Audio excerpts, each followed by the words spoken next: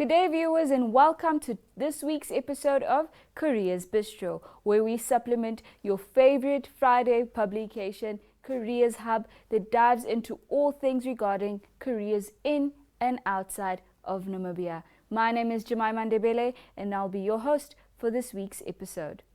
Additionally, we have a very inspiring and interesting guest that will be joining us shortly, so please do stay tuned.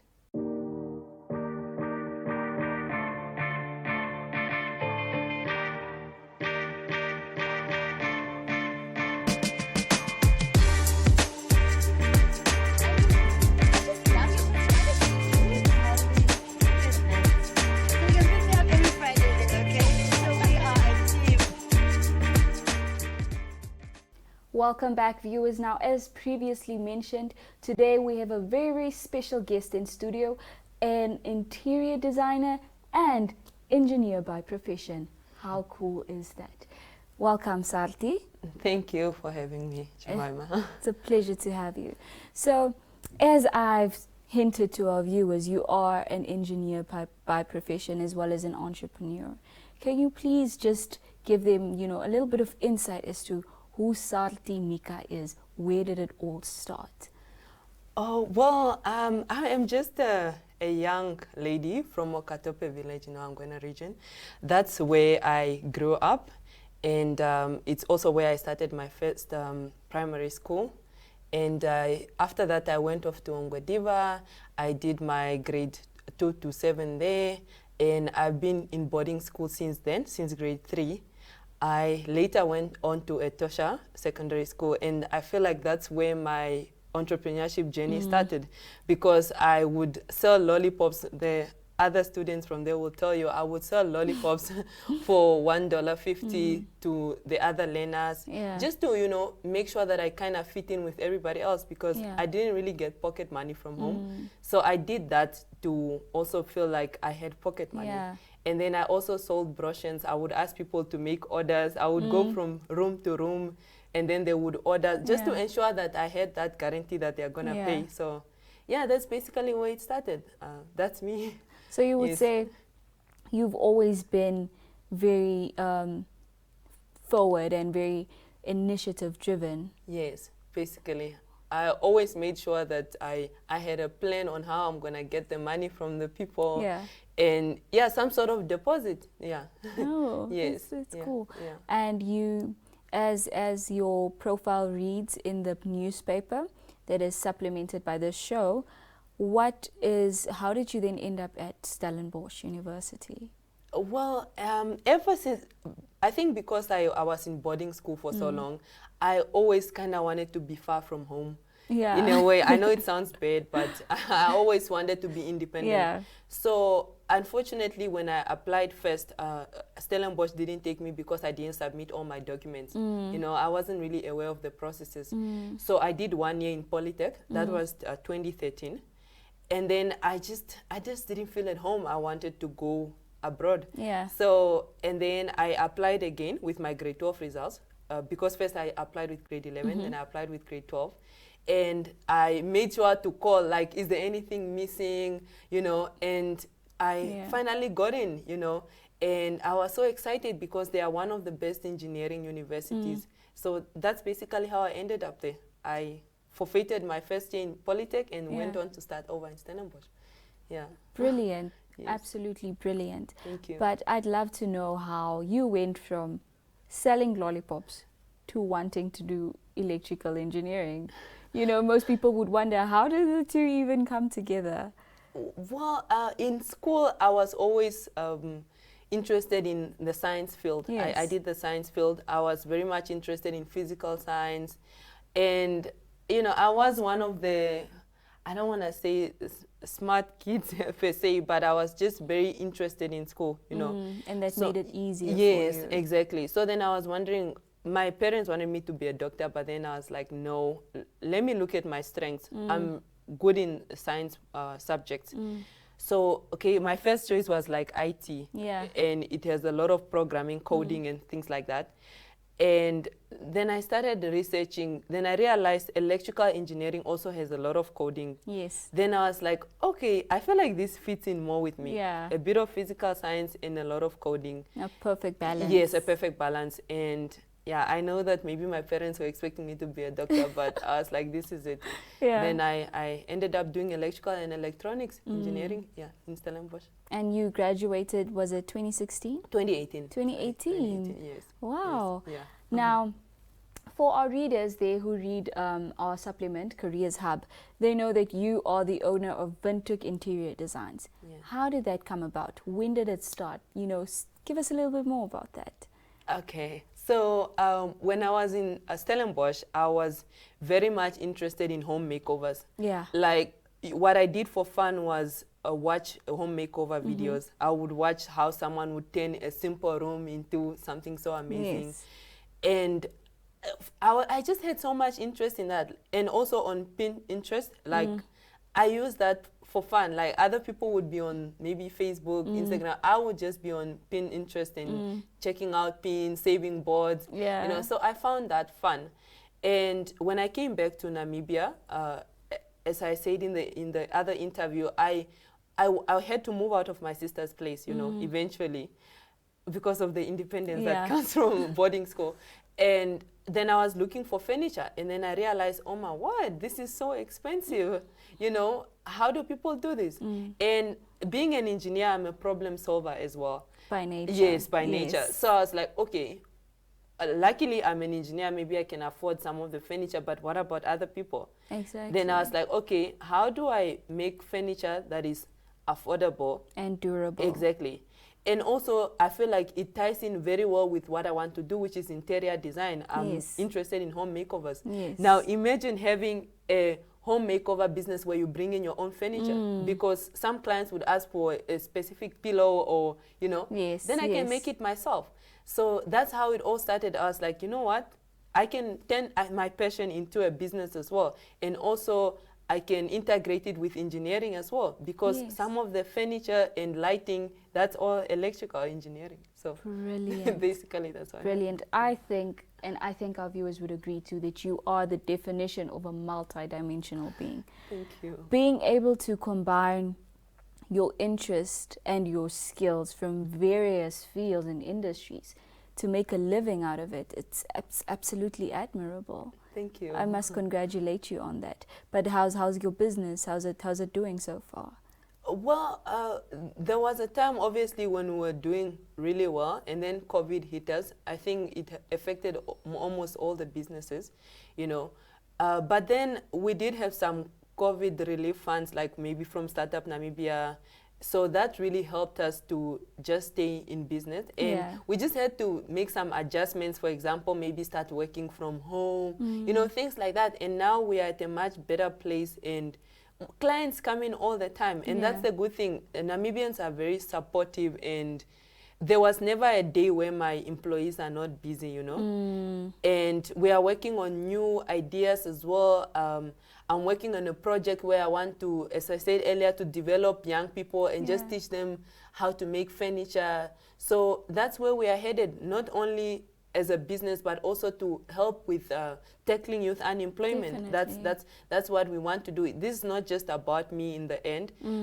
Yes, the business can be doing well, but what am I doing for the community? So I want to assist more young people and just train them in, and also for them to be able to start their own businesses.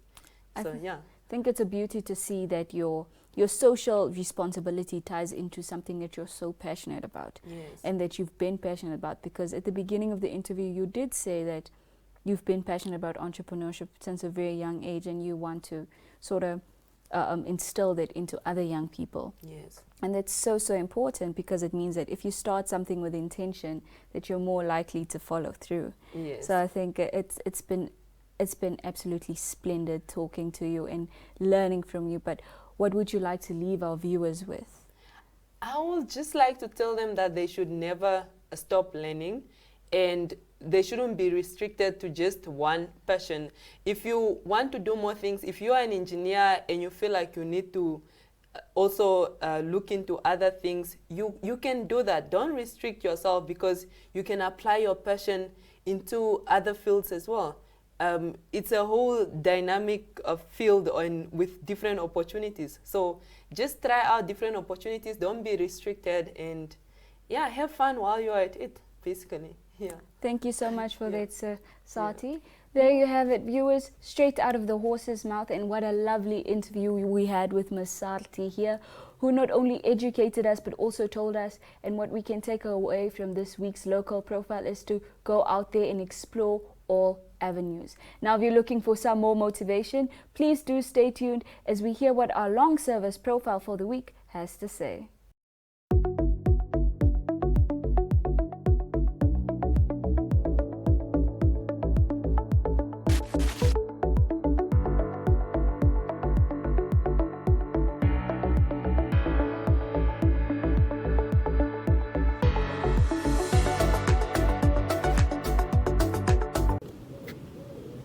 My name is Tiopo Kalunduke. I'm a broker consultant at Sanlam. I started working at Sanlam 11 years ago, to be exact. I started out as a technical consultant, where I was like handling all the IT-related issues in Sanlam for the intermediaries. And then 4 years ago, I got promoted to become a broker consultant, which is the position I hold to date. I've studied IT in the past. That's why I was doing IT. And then now I am currently pursuing my degree. I'm in my last year at the University of Science and Technology, doing my bachelor's in logistics and supply chain management. Currently, in my job description entails me to build and maintain relationships with my intermediaries. I've got a portfolio of 34 brokers that are under me. I am responsible to ensure ease of doing business with Sanlam, and also just ensuring that I keep them up to date with all the developments that Sanlam has, and ensuring that their business is going through smoothly, and that there are no hiccups in doing business with Sanlam.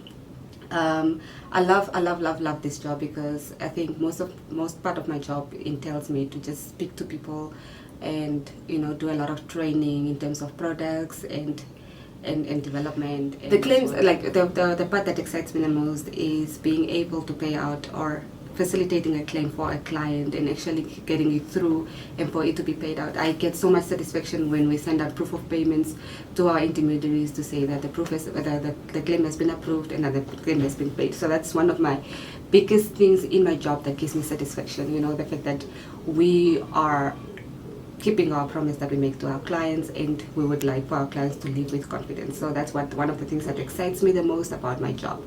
I also love the fact that I can go out to my intermediaries' offices, talk to them and assist them with anything that they need in their offices in terms of their new business that they have, the business that they currently have on their books, and just ensuring that everything goes according to plan. My career motivation for the youth is I believe you must study hard. If you can study, just please study hard. If you are currently a university student and you are able to either do your honors degree or your master's degree, I would say stay in school, rather study and then start working, because once you start working, it's always difficult to go back to school and go do your honors or your master's. I am sitting in a position where I have to study part-time. I'm a parent. I've got an 11-year-old son. And I've got a full-time job, so it's quite challenging to study and to be a mother, and as well as doing my job as well. So I wouldn't want anyone to be in my position. Yes, I can do it. I am in my final year now, but it's not easy, and I feel it would have been easier had I stayed in school and finished everything. I am unfortunately also pursuing a degree in a different industry, so that's why also it makes it more difficult, because it's not where I am.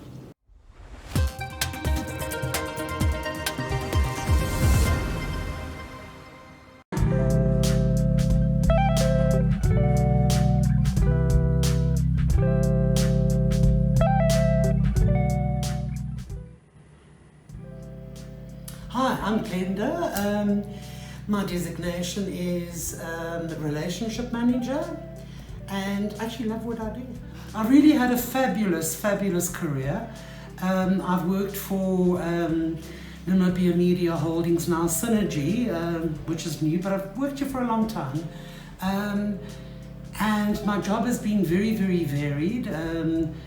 ranging from the Tourism Expo to the Advertising Awards, Gecko Awards, Namibia Tourism Expo, to dealing with the most awesome clients. Okay, not all of them, but I'm kidding. No, there's some really great clients on a really professional level, and just keeping up to date with technology and where Namibia Media Holdings finds themselves with television, our awesome reach on social media and our digital platforms.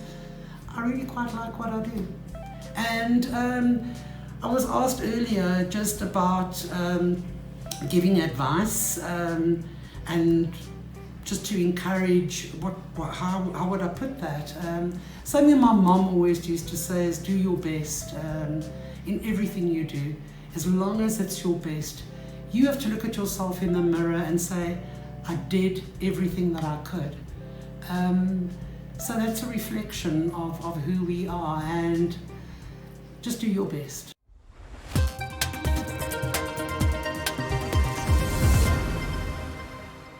Well, viewers, I hope you found that long service video by Glenda Mentha Krobler very, very inspiring as much as I did. I sure am inspired to continue working hard and giving it my best. Now, please do stay tuned as we take a look at the COSDEF Centre's mandate.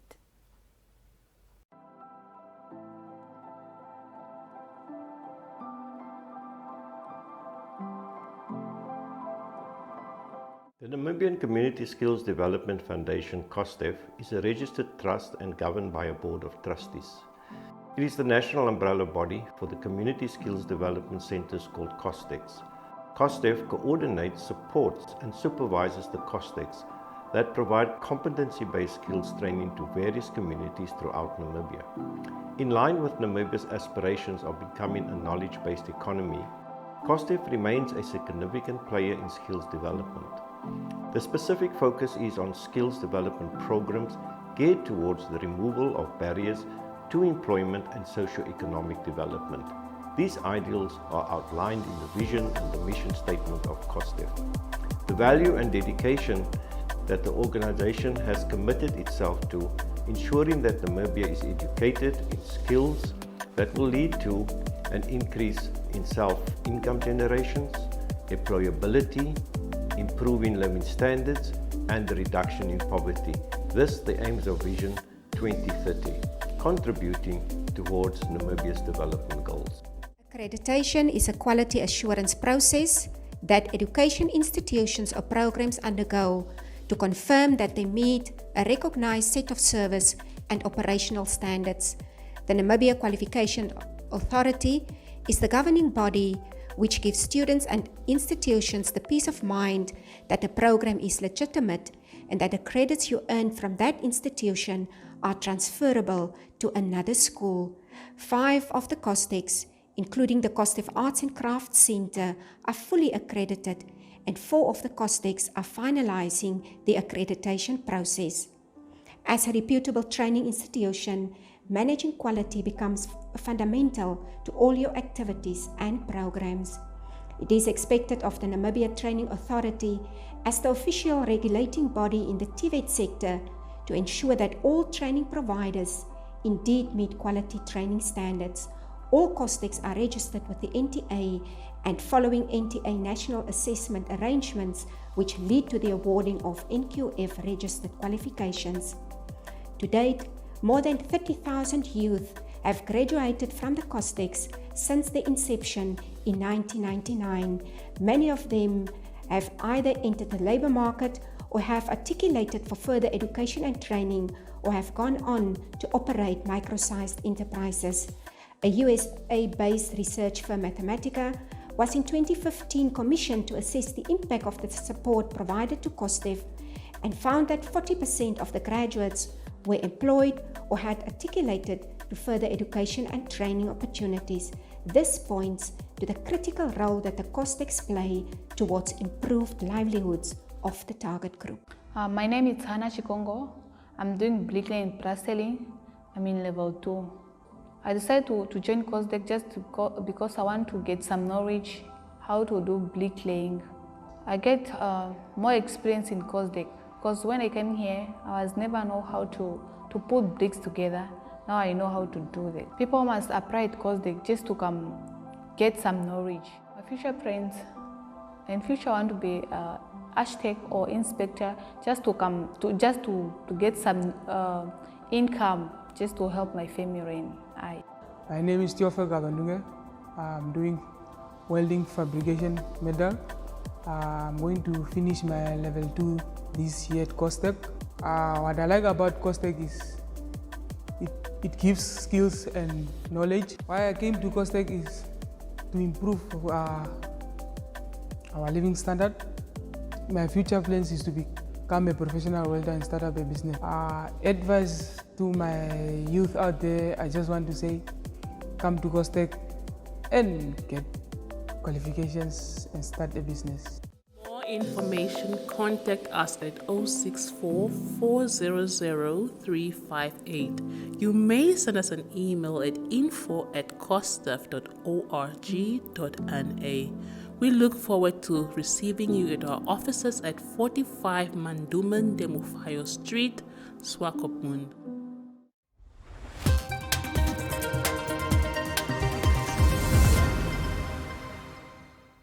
Welcome back, viewers, and thank you so much for staying tuned. Unfortunately, all good things have to come to an end, and that includes this week's episode of Careers Bistro. Until next week, Friday, same time, same place, I have been Jemima Ndebele.